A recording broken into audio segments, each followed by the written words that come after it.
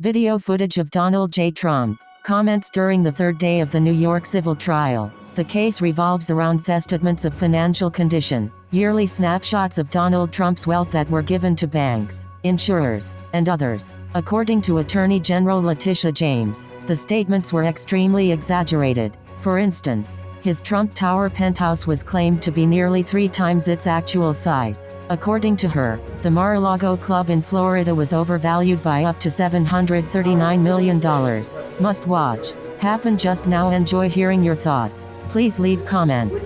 Thanks. Using statute 6312, which is a consumer fraud statute, which may be unconstitutional. Doesn't allow me a jury, doesn't allow me anything.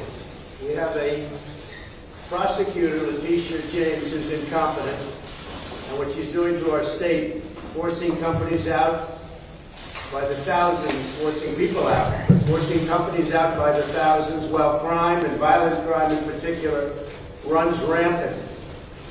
So this witch hunt does not allow me a jury. A lot of people say, oh, that can't be possible, somebody didn't check a box. It has nothing to do with it.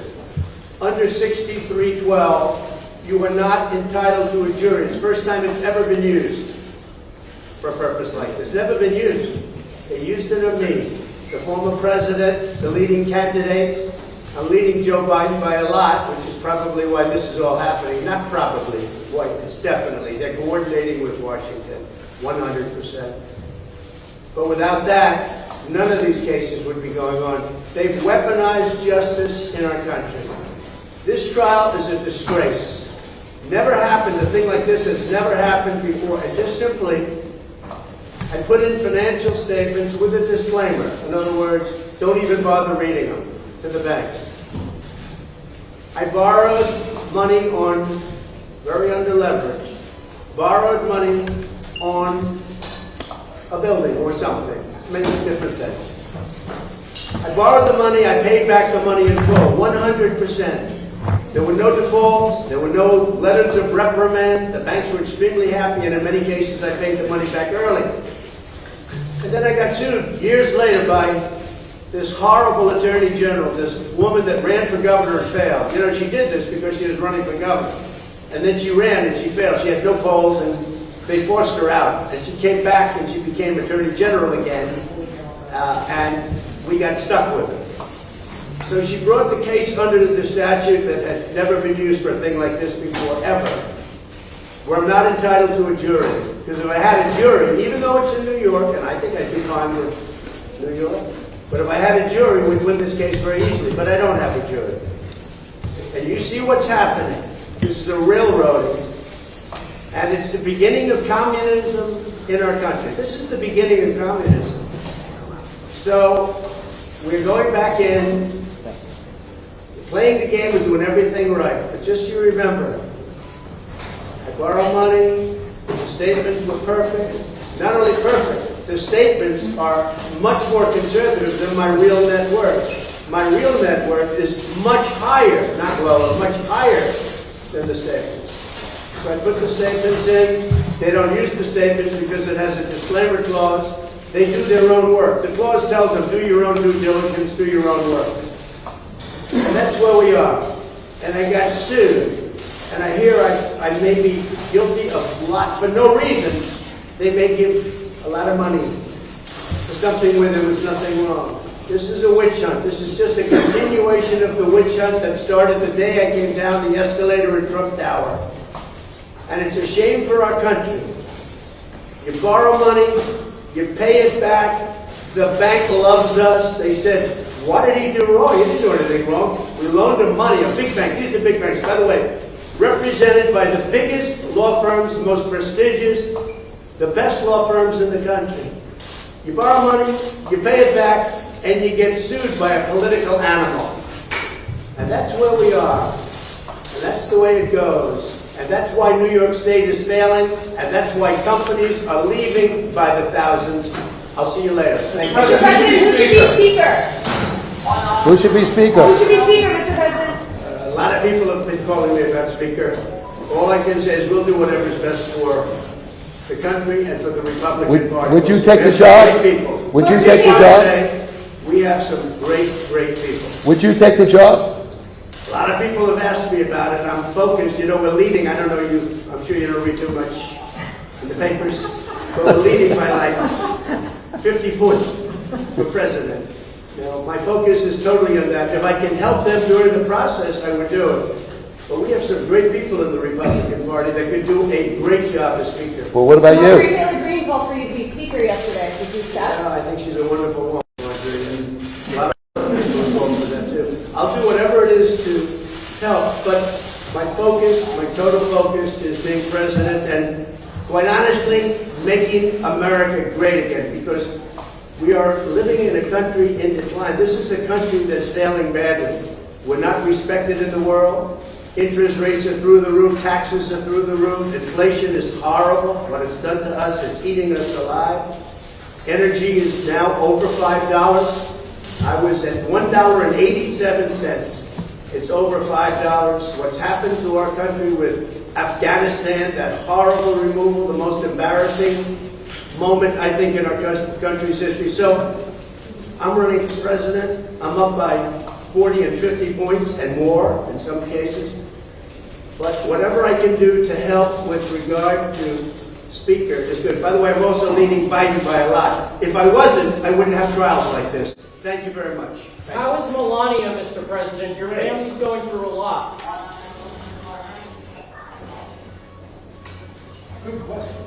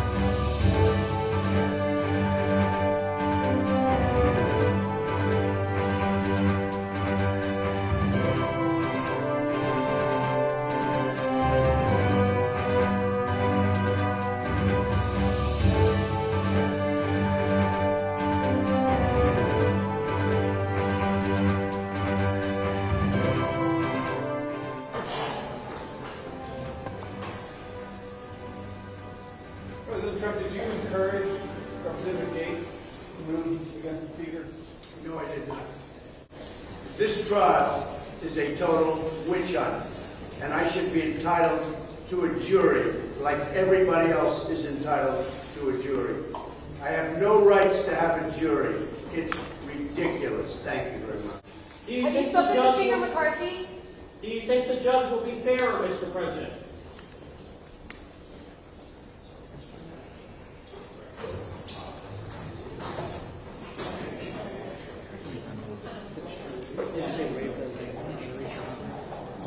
No, the statute doesn't allow for that. And they really...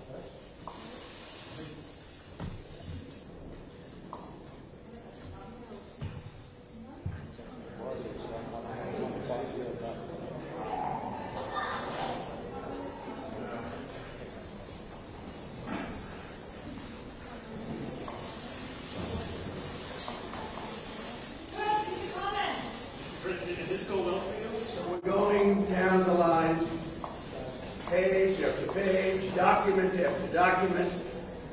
And the bottom line is this is rigged. Because the judge knows whatever he's going to do. He said that Mar-a-Lago was worth $18 million, and it's worth $1.5 billion or thereabouts. And he said it was worth $18 billion. So they defrauded us because he called me a fraud. He called me a fraud, and he values Mar-a-Lago at $18 billion. $18 million. And you can't do that. It's worth probably 50 to 100 times more than that. And our corrupt attorney general, she's totally corrupt. She just wanted the publicity to run for governor, and then she failed running for governor. She got practically nothing in terms of vote. But she went after Trump because she was running for governor. That's the only reason. But she got the judge to value Mar-a-Lago for $18 million, when the smallest house in Palm Beach is probably worth $50 million. And this is the biggest, the best anywhere in the country. There's nothing like it. So they put it down at $18 million, and they said, I overvalued it because we had it valued at a much lower number than it's worth. And by the way, my financial documents are valued much less than my actual value, which nobody even knows. But the financial documents that I gave to the bank are much less than my actual net worth. So therefore, I gave them to the bank. They can't be a fraud because I gave them lower numbers. I'm probably one of the only people ever to seek a loan. I didn't even need the loan because you see the kind of cash I have. I didn't even need loans. Maybe you don't do a deal or two. But I have a lot of cash, a lot of everything. You know, a lot of people are very surprised at how successful this is. You saw it today with the kind of cash I have and the kind of success we've had. But I'm a private company. I was never going to reveal this kind of stuff, but now it comes out. It comes out because a corrupt attorney general sued me for fraud. And then they found out they had no case. And they have no case until you read the New York Law Journal. They basically say they have no case against Trump. But I'm here, stuck here, and I can't campaign. I'd rather be right now in Iowa. I'd rather be in New Hampshire or South Carolina or Ohio or a lot of other places, but I'm stuck here because I have a corrupt attorney general that communicates with the DOJ in Washington to keep me nice and busy because I'm leading Biden in the polls by a lot. That's all this is. This is election interference. They made up a fake case. They're fraudulent people. And the judge already knows what he's going to do. He's a Democrat judge. In all fairness to him, he has no choice. He has no choice. He's run by the Democrats. I know this city better than anybody knows this city. Nobody knows it like I do. He's a Democrat judge out of the clubhouses. He's controlled, and it's a shame. What's going on here is a shame. Our whole system is corrupt. This is corrupt. Atlanta is corrupt. And what's coming out of D.C. is corrupt. But this is a good one because this one is interesting. This one is very interesting. Why attend? Because I want to point it out to the press how corrupt it is, because nobody else seems to be able to do it. New York Law Journal today did a very good job, and others have done a good job. They say there's no case here, but we have a corrupt attorney general that tried to make a case. Thank you very much. Mr. President, do you believe in karma? Mr. President, do you believe in karma?